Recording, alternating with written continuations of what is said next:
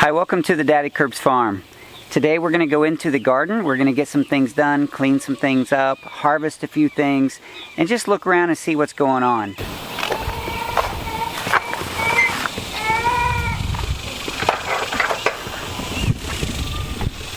One of the first things that we're going to do here in the garden is to clean up this tomato bed right here. We'll harvest whatever we can, and then we're going to take some of these plants out. There are 3 plants in this bed right here, 3 tomato plants, and 2 of them are going to leave. They're done, they've produced, there's a few tomatoes hanging on it. We'll take what we can, and we're going to get these plants out. We'll harvest these that look good to us. They're not damaged or anything. We'll take these off. We're going to make some garden salsa. I've already made several batches of salsa this year, and they turned out beautifully. We're going to make one more batch because several people have asked for a video about how I make my salsa. So we're going to get that done hopefully within the next few days after this video. A lot of these tomatoes that are hanging here on the plant are just gone. They're no good. So those are going to end up being chicken food, but there's still probably a few that we can get out of here. And it's okay if they're not perfectly ripe because they will still taste fine in salsa. Yeah, there's a lot of them that the chickens are going to like. Some of them it looks like the chickens already have liked. There's several plants in here that's kind of mingled in with the tomatoes. There's the aloe down here in buckets, and then the perilla over here on the sides. There's groups of leeks. They haven't really done real well here, but there's some leeks in there. So we're going to reach in here and cut these tomato plants off at the base. Cut some of those stems off so that maybe we can pull these out and not disrupt everything too badly. Oh look, there's some basil still in there. The reason I want to cut this off at the base instead of pulling the roots out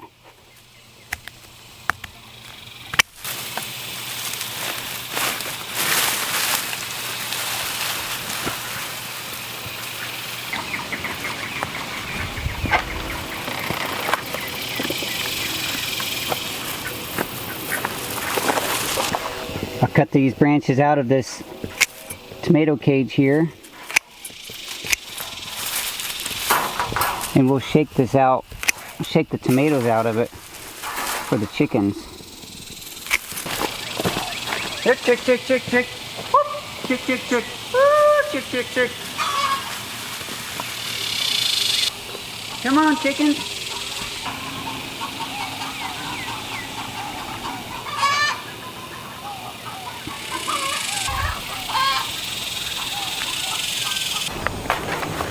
That's one down and one to go. The chickens will love those. And I'll have a little bit of a garden space freed up. Let's get that next one out right there.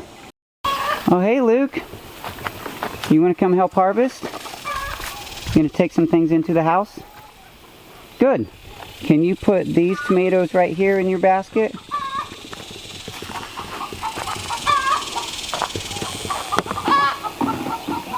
Luke, do you like salsa? No. Okay, put those tomatoes in there. We gotta get a few more.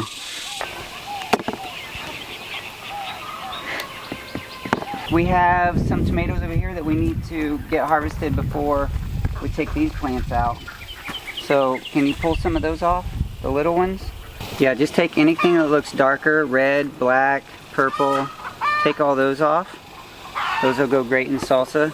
I got a couple of big red ones here that maybe Mama will like in her salads. Look at that. That one still looks really nice. Little bit of a split. You can see it split right there. The heat, the excess rain, all of that causing the skin to split. But that'll go in and go great on sandwiches. Keep picking them, bud. Please. Look, that's beautiful. No, that one's too green. So only this one is done. So go over here and look for some that aren't rotten. And yeah, like those. Those are good. A lot of these right here look really yummy. Those will go great in salsa. If they're really yucky and soft like this, just leave it because we'll feed those to the chickens, okay? Alright, while you're doing that, I'm going to take this other plant out. That one's bad. Throw it over the fence. That one's good. Oopsie. That looks good. I cut a green one off. That one shouldn't have been cut off. Green fried tomatoes? Yep, we can make green fried tomatoes. Alright, Luke. There's a couple good ones right there. That one's a bad one. See, it has a split. So toss it. Oop. There you go.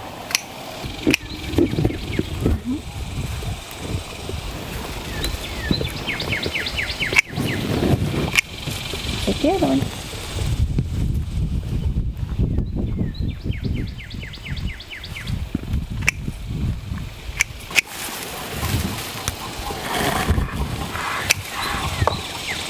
Your basket getting full? Good job. Do you see more? Can you see more? There might be a few more in here. Nope, those are rotten. Maybe a couple of those, maybe those.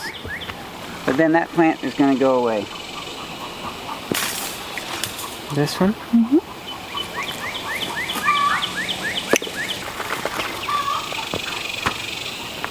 Oh, that's rotten. You knew that, didn't you? Yep. That one's rotten too, isn't it? There's a lot of rotten ones. Alright. See anything else? There's some over here, Luke. See, there's one right there.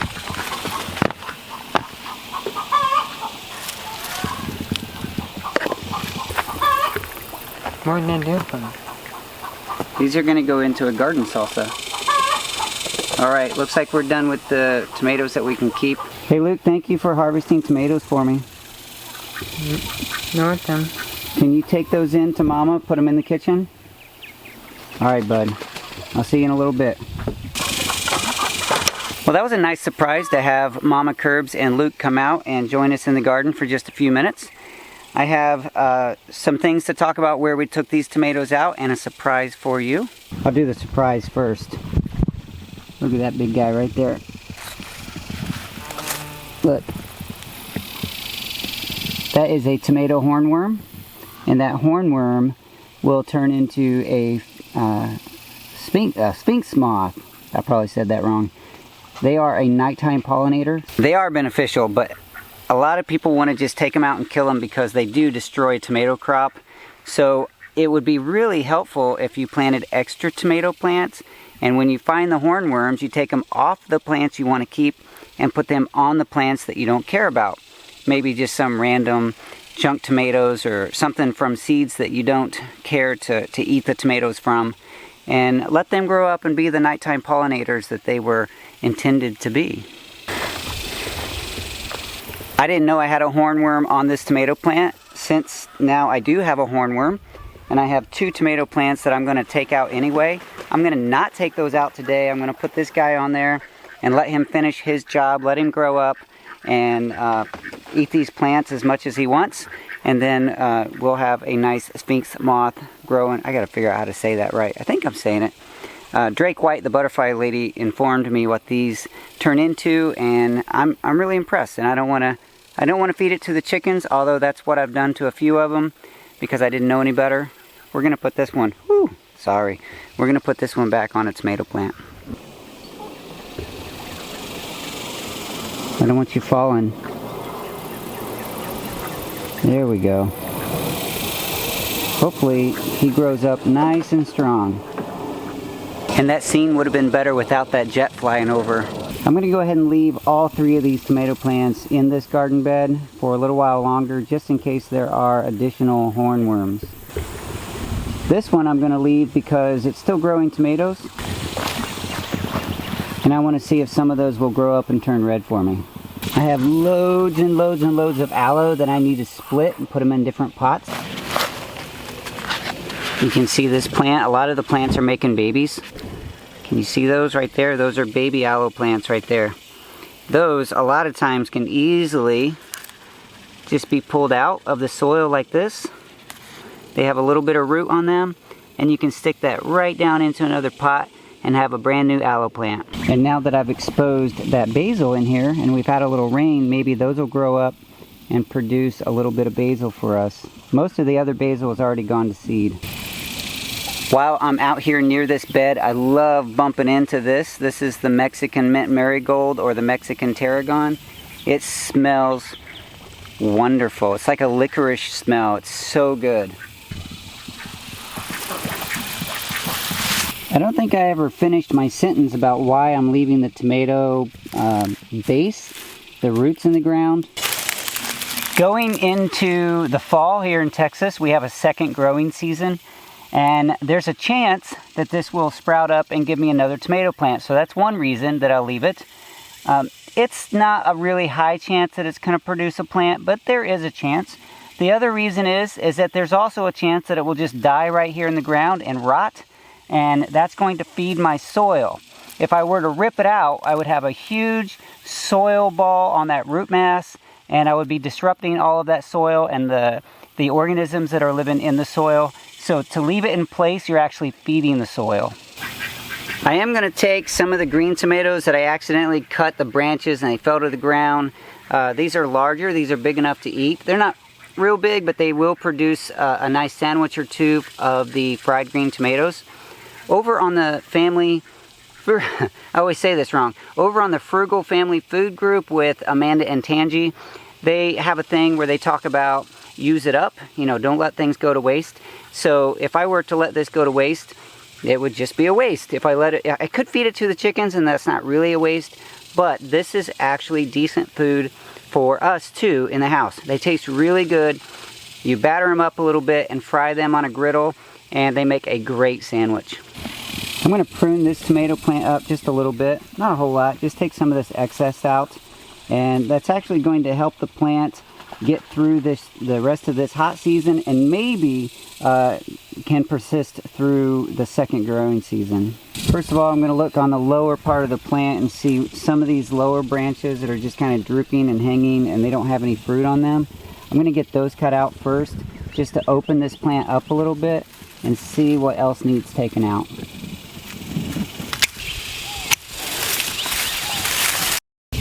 While I'm in here, I'll just pull some of these weeds, some of these grasses and things that are growing up, get those out of the garden bed. This is a nightshade. It's a little bit thorny, so you have to be careful, but I can take that out as well. It's growing up next to this perilla here, which is also very often called a sesame plant. Down in the bottom, there's also some Thai basil that was reseeded from last year. So possibly now that there's some sunlight in here, that'll grow up and give us some Thai basil. All right, I feel pretty good about that. We opened that plant up, trimmed out some excess, helping to give some of the energy that plant needs to the vines, the branches that are producing those last few tomatoes. And we exposed some basil, some sweet basil and Thai basil, and opened that up for the aloe to get a little more sun. Pretty soon we'll divide that aloe and get a bunch of baby aloe. Hey, that was loads of fun just hanging out with you guys in the garden, showing you what's going on in this bed here with the tomato plants. A few tips, a few tricks, and just real life. This is a real garden, real life. It's not super duper pretty because, you know, things go on, weeds grow, things happen. But this is my garden. I love it. It's one of my favorite places on earth to be, and I'm glad you could be here with me. Look forward to that garden salsa video coming up soon. Also, we're going to be doing a video about harvesting the GREENSTALK garden. That's the tower back here. It's growing strawberries and carrots and a couple of other things. So we're going to harvest that and bring you along. And it's just a real pleasure being here. I mean, you guys make this journey amazing. You guys are really the reason I do this. It's fun sharing with you. It's fun learning who you are. Here on the Daddykirbs farm, we believe that everyone has a story and every story counts. I love hearing tidbits of your story in the comments below. Please share that with me about how you grow tomatoes, how you harvest them, how you prune them, just all the different things about tomatoes, because that's what this video is about. Hey, wait, before we get out of here, I want to show you something real quick. Two companies now have allowed me to be an affiliate, which is where if you make a purchase, I get a little bit of that purchase, a small percentage, to help the Daddykirbs farm. It costs you nothing more. It just is a percentage of the sale that comes to the farm to help me keep producing these videos. One of those companies is GREENSTALK Gardens. You can find that link below. There's a coupon code. But the newest company to allow me to be an affiliate is Simply Clean Foods, and that link will be in the description below as well. the coupon code Daddykirbs, DADDYKIRBS, will give you 10% off and also will allow me to have a little bit of that purchase, like I said, to help keep up the production here on the farm. So check out Simply Clean Foods. These are freeze-dried foods that are GMO free, guaranteed to be, they are tested, what's it say? GMO free, no high fructose corn syrup, MSG free, tested free of heavy metals, and they have up to a 25-year shelf life in these vacuum packed bags. Check them out, use the coupon code Daddykirbs. You will get a discount and some great product, and I also will get a little bit from that sale. So thank you very much for looking at that. And now that this video is over, I'll talk to you soon. Now, that would have been a great transition if I would have remembered what I was going to say.